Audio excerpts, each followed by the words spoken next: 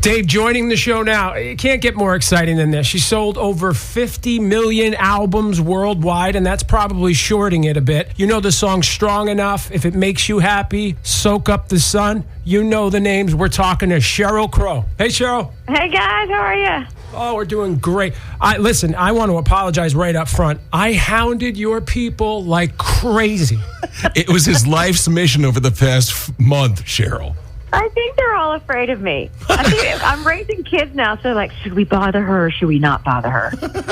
I'll tell you this. They don't need us, and you don't need us, but they were so kind to me. Oh, unbelievable. So you're with the right people. Okay, good. Thank you. That's good to know.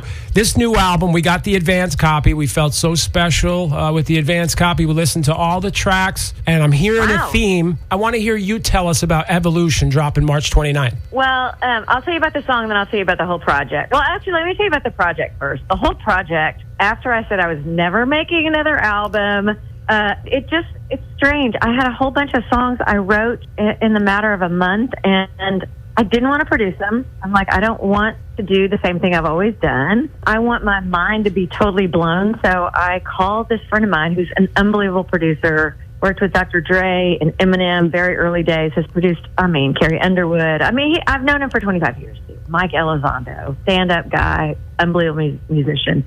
And I sent him this little baggie of songs, basically, and said, do you like these? And if so, would you produce them? And that's what happened. And the production is, it's mind-blowing. I love it so much. But the thing started off with the song Evolution. And the song is about AI. It's about, where are we going with this? What's it going to mean, especially to artists? And especially to our kids, they're going to grow up with this thing that's going to be feeding them all kinds of information. Who knows, what it's going to be like. So that's where it started, and I wound up with an album after I said I wasn't going to do one. Here I was thinking that this was like an introspective, like you singing about you. This is what my wife tells me. I don't know what the hell women are saying.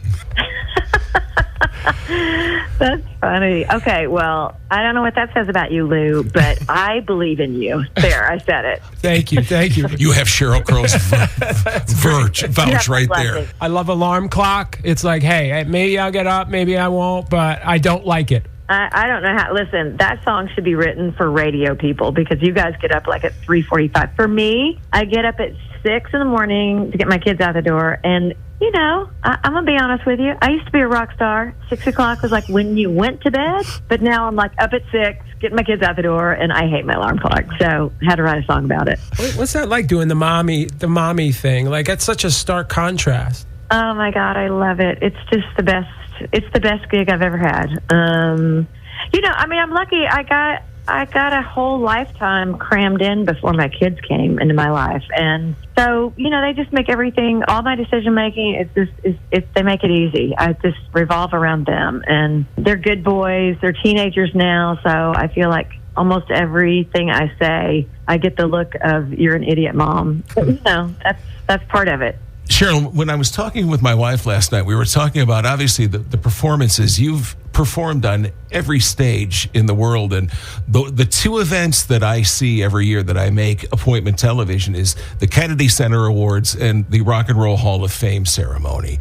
Your experiences at those events, could you talk about that? What it's like to be around that level of peers? Honestly, those are the moments that are really hard to process. Like for me, a few years ago, I got to hang out with Merle Haggard, who's no longer here. I got to share the stage with, obviously, one of my biggest heroes, Willie Nelson. I got to sing with Chris Christopherson, all these people that I have loved at the Kennedy Center Honors, which I have loved. I've loved watching those shows and the way they've curated them, and so many fantastic people have been on. But I tell you, the Rock and Roll Hall of Fame thing was mind-blowing. It just, my whole family was there, except for my parents who were watching it at the movie theater in my little town. And all the people that have worked with me started out with me, 35 years ago. So, and then, of course, singing with Stevie and Peter Frampton and Olivia Rodrigo and being inducted by Laura Dern. And then in the 11th hour, being asked to sing with my hero,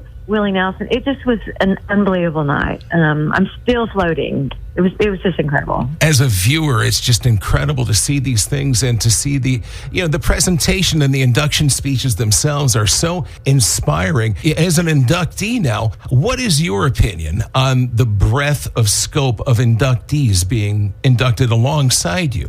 Well, it's interesting. For me, first and foremost, I mean, I still feel like I'm that kid from a town that had 3 stoplights, so the fact that I'm now in a club with the Rolling Stones and the Beatles and Fleetwood Mac, and I mean, it's mind-blowing. I think now we're seeing that they're really making the effort to sort of make sure that we incorporate more women along the way. They're bringing in people, I think, that are they feel have influenced the music industry or inspired other young artists. But listen, I mean, the fact that my name is in there with, I mean, the greatest artists that ever were, the people that actually wrote the book on rock and roll is really, I mean, it's really humbling. We're talking to Sheryl Crow right now. And last night, I took my daughter to dance class, and I bring her in the class, and then I go sit out in the car. And I thought, well, we got Sheryl on. We got Sheryl on tomorrow. I better listen to catch up on the music that I love so much. I hadn't listened to Strong Enough in probably over a decade. I put it on, and within 40 seconds, I was bawling, crying, and texting Dave, why am I crying? And, I love you. You're so sensitive. And it occurred to me, the lyrics, the passion in your voice is obvious, but the lyrics lie to me. I promise, I believe, please don't leave. Every human being on planet Earth has felt that at one time or another. Man. Well, I will say, as I've gotten older, the power of music and the fact that, I mean, I was a kid that sort of was a little bit of an outsider. Music was like that thing that I felt like every time I heard a song that felt like it was written for me, it just elevated me. And I still believe that. I believe that music is a physical experience and it includes all of us. And it's one of the things I go, okay, where are we going to go with this AI thing? The beautiful thing about art and about music is the human spirit is in it, right? So that is one thing, obviously, and I talk about it in the song. The one thing that AI can't ever do is have empathy or compassion or feel hurt. And that's where we grow. That's where we expand. And being able to be a songwriter and write about these things has been the greatest gift. So when I hear somebody say, oh, that song really meant so much to me, that's the whole thing. I mean, that's bigger than any award. It sounds good when you hear it after the fact. You hear lyrics like that. You go, oh, that's simple. You just apply universal themes. But it's the hardest thing in the world to nail it, to get it just right. And you've done it time and time again. Oh, my gosh. Thank you so much. I mean, I think really the major thing for me is that when I go in and write music, it's for me. And when I put it out, I always feel like no one's ever going to hear this.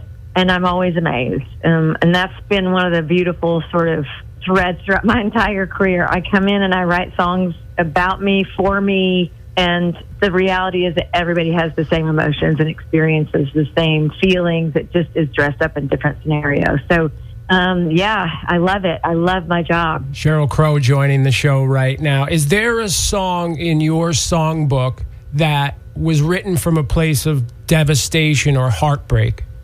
Oh, gosh. Yeah. I mean, there's several of those. I would say probably, I mean, I think the Globe Sessions, that record was filled with a lot of anguish and a lot of heartbreak. I was newly out of a relationship. So songs like My Favorite Mistake, even though that song is a straight up pop song, there's a lot of sadness in it, even though it's sort of positive. We all have relationships where we go, man, it didn't work out, but I did love that relationship, or I did love that person. I still love them, but it's not, we're not going to be together. That song is a song on that record called River Wide that is also very, a very emotional song still for me. I mean, when I sing it, I feel all the things I felt when I wrote it. Did you have difficulty performing the songs like soon after? I didn't. River Wide was tricky, so was the difficult kind. I don't know. Difficult kind was on the next record. That's very similar as well. But My favorite mistake, no. I mean, I love playing that song. And Wendy Melvoin played the guitar on it. And it's one of those songs that plays itself.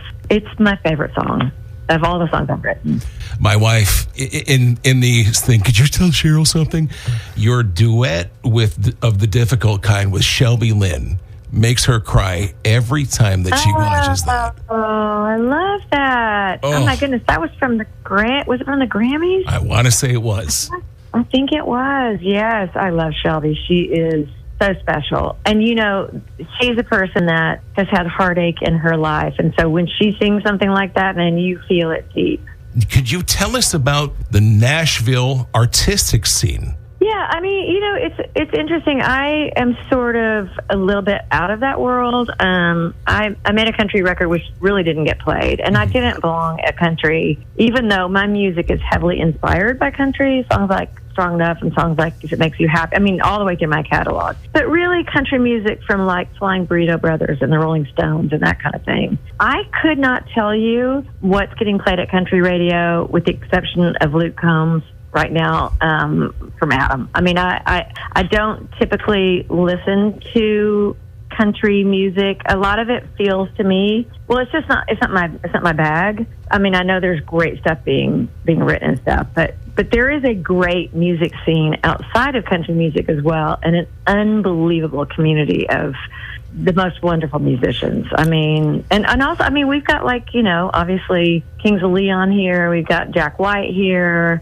I mean, there's so many wonderful artists outside of the country scene as well. Mm-hmm. Sheryl Crow, I wanted to thank by name a few people that made this interview happen. Scott Borchetta, the CEO of Big Machine Records, Ellen, Pam, Heather, Allison, for hooking us up with you and getting connect. We're such big fans that it was a really big deal to us, and I know our audience is going to love it. Oh, thank you. I mean, honestly, I should have just given y'all my phone number. Y'all could just call me up. Oh, please. Oh, Sheryl, we can always take your phone number. We can take your phone number. We're lonely in Connecticut. That's a whole lot of people to get me on the phone.